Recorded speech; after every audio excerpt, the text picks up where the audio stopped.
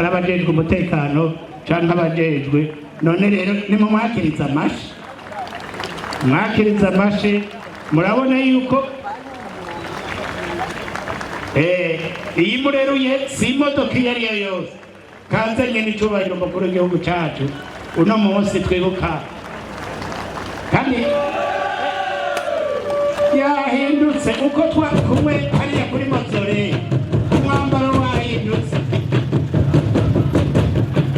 uko twari kumwe hariya, umwambaro wahindutse ashitse ngaha muri ubu bwugamo mugo, kandi birumvikana aje kwakira abashitsi. Murabona indege ije, iyo ni indege y'igisirikare irimo abaparakomando bagomba bakoroke, mugabo bakoroka ku migozi, ntabwo bakoroka n'imitaka.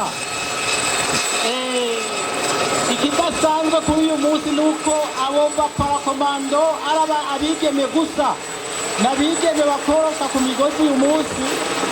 Ibi rero bikaba byerekana ko mu gisirikare umuntu bamuha akazi babonye ububanguzi n'ubushobozi, atabyo kurinda kuraba iby'igitsina. Umuntu ashoboye umuha akazi ashoboye, kandi bakamuha iteka akwiye.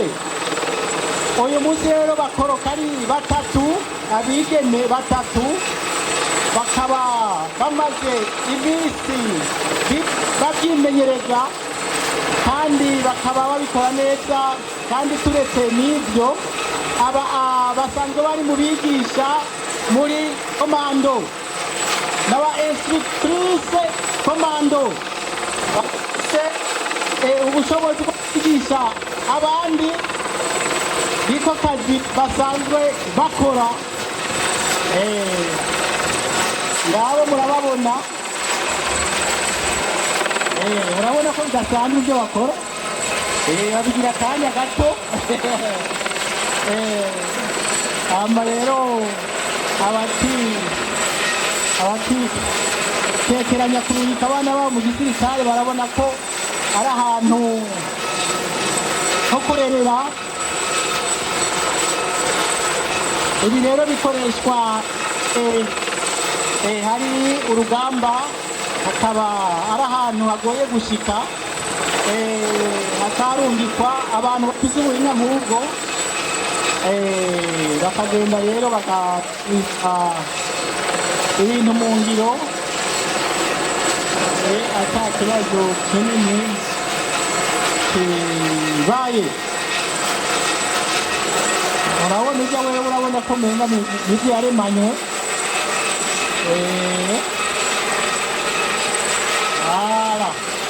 Amashi menshi ku baparakomando b'igimo. Aha rero baca bikora ku ndege kugira ngo banyaruke bakore umurimo, bafashe bagenzi babo. Baba bariko barakorana n'abandi, baba bariko barakora umurimo wo kwivuna umwansi. Aba hariho aba bariko baragwanya hasi. Rero urakoze kubyumvise, tubishimye toga mu izina rya Yesu Kristo umwami n'umukiza wacu, amen. Ego ururirimbo ruza igihugu cyacu, sinzi tubanza kurindira gatoya.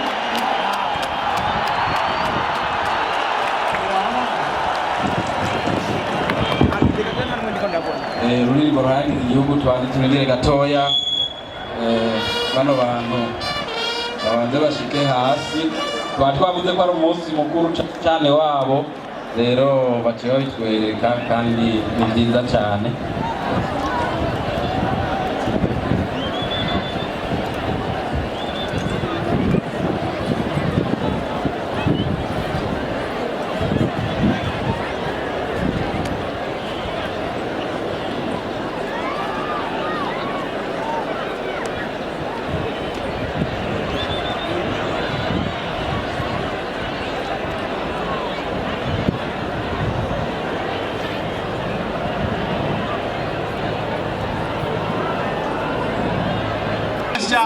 bagenzi babo baba bafise ibigwanisho nabo nyene, hanyuma rero bagaheza bakarangura umurimo nk'uko baba babisabwa. Aba sibi gusa biga, baba barize n'ibindi, bahera hasi bakagenda batera imbere buhoro buhoro. Aba na bimwe by'abakomando baba barabiciyeko kuko ntawogira ibi atabigize. Aba rero mu bisanzwe bitwa abaparakomando kuko ivyo byose baba babishoboye kubikora. Rero kuri uyu munsi intambwe ikomeye byo kwivuna abansi, kuko twamye tubivuga kare. Murazi ko mbere bitwara abakoroni bavuga bati nta murundi yo musoda. Mbere murazi ko n'abatanguye bakorunguka ngaha atari abarundi, ari mu nyuma abarundi bavuye baronka icyo kibanza kandi bakaba bakiroza nuko biciye mu kubiharanira, kuko abantu ba mbere bagize igisirikare ngaha mu Burundi bagitanguye mu 1960. Abo nabo bakaba ari bo bateguye umuzo wo kwikukira kwabaye mu 1962. Mu 1962 akaba rero hariho abasirikare b'abarundi bakora uwo mwuga mugabo bari bakiri bato.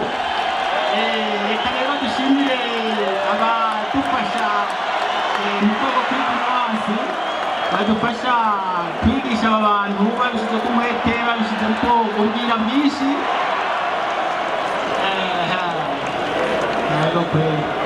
Abantu barize kandi barize baramenya,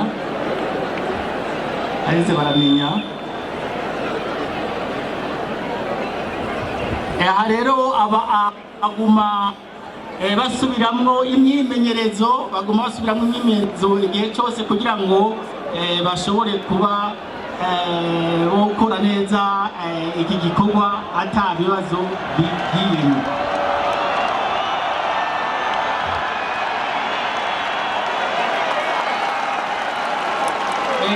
Nuko mubibonye wa nyuma arashitse ingoma bakagomba kuzivuza nka kurya, bagaca bababwira bati tera iyo sema.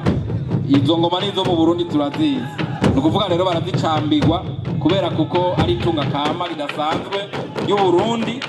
Kandi urazi neza ko atari iry'Uburundi gusa, urazi neza ko ubu zisigaye ari itunga kama ry'isi yose. Pierre, ibyo vuga ntorera bosema kuko burya rero zijya ngoma ni ikintu gikomeye n'ibihimba bigize irya ngoma. Amazina bawita amazina yariyo yose. Ruiza ngira yayazi ngaha arico bahuriyeko yoba birashoboka. Muga iconzi kijya giti bacita umuvugangoma. Si igiti carico cose bashobora kubanzamwo ingoma, si igiti carico cose, kandi no kuzivuza si uwo ari we wese. Ruiza arabizi ko atari uwo ari we wese kuzivuza. Hanyuma ikindi naco igitangaje, bazivuze uno munsi, bazivuze hirya umumenga no bwa mbere zigoye wa muryohe ndabiranitse.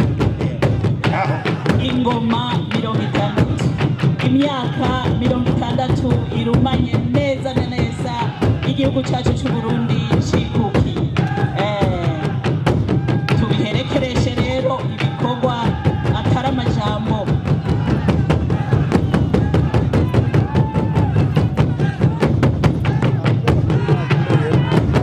Abagore ntibavuza ingoma, ntituvuza ingoma.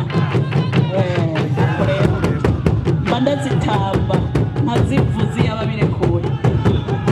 Yego ntimuvuza ingoma nivyo, kubera ariko imico n'imigenzo y'ikirundi myiza cyane kandi ibivuga.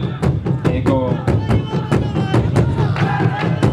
cyane na nyeri cyubahiro umuvyeyi wacu w'igihugu cy'u Burundi yarayivumereye agira ati igihugu kitagira imigenzo isa n'igihugu gipfuye. Yosefu, ibyo birumvikana.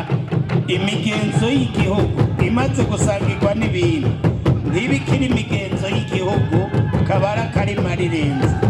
Ibyo dutegeka yumvise sindamuvuga mu izina,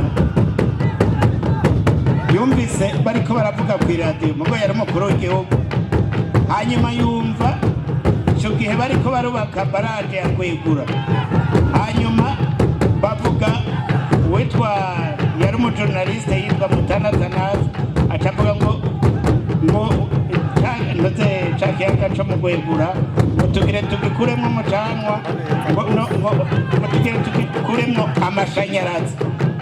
Hanyuma nyamukuru w'igihugu acahamagara umushikiranganji ngo mwarabuze ijambo ry'ikirundi yovuga neza ukumva ko ari ikirundi, ngo burya rujya rurimi rwo hakurya ya Kanyaru niyo badusubiza amajambo menshi mu rurimi rwabo, niho baca batora ijambo bita umuyaga nkuba.